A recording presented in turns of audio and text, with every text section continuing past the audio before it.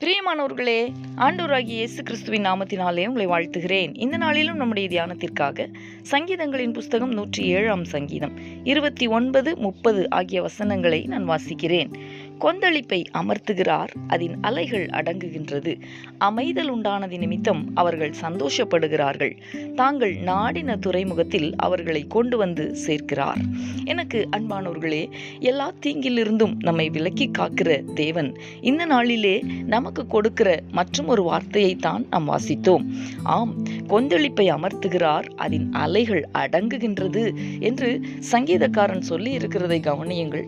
Mark எழுதின சுவிசேஷம் 4வது அதிகாரம் 36 முதல் 39 வரைக்கும் உள்ள வசனங்களிலும், மார்க்கு எழுதின சுவிசேஷம் 6வது அதிகாரம் 51வது வசனத்திலும் இதை போன்றதே ஒரு சூழ்நிலையில் சீஷர்களோடு ஆண்டவராகிய இயேசு கிறிஸ்து பயணித்ததை நாம் பார்க்க முடிகிறது. அன்பானவர்களே, நம்முடைய எல்லா விதமான எதிர்மறையான வாழ்க்கை பயணங்களிலும் நம்முடைய ஆண்டவராகிய இயேசு கிறிஸ்து நம்மோடு கூட இருக்கிறார் என்பதை நாம் உணர்கிறோமா?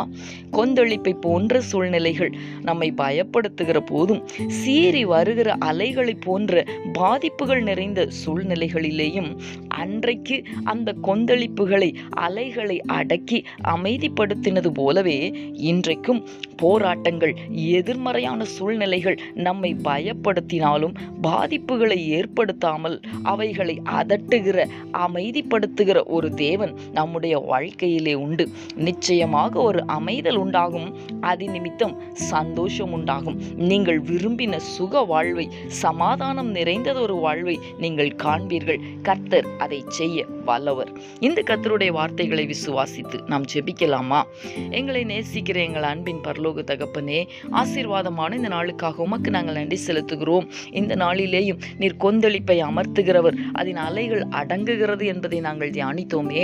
தகப்பனே, தம்முடைய பிள்ளைகளுடைய வாழ்க்கையிலே அவர்களை பயப்படுத்தி கொண்டிருக்கிற அந்த கொந்தளிப்பு நிறைந்த சூழ்நிலையிலே என் தேவனாகிய கர்த்தர் எழுந்தருளுவீராக.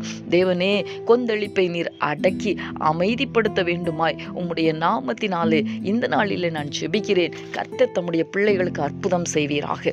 ஆண்டவரே, எல்லா எதிர்மறையான சூழ்நிலைகளில் இருந்தும் தேவனாகிய கர்த்தர் தம்முடைய பிள்ளைகளை விடுவித்து பாதுகாத்து, ஆண்டவரே, உம்முடைய பிள்ளைகளை சுகவாழ்வை காண செய்ய வேண்டுமாய் கர்த்தர் கிரியை நடப்பிக்க ஜெபிக்கிறேன். நீர் அப்படி செய்ய போகிறதற்காக உமக்கு ஸ்தோத்திரம். இயேசு கிறிஸ்துவின் நாமத்தில் வேண்டிக் கொள்கிறேன் நல்ல பிதாவே. ஆமேன், ஆமேன்.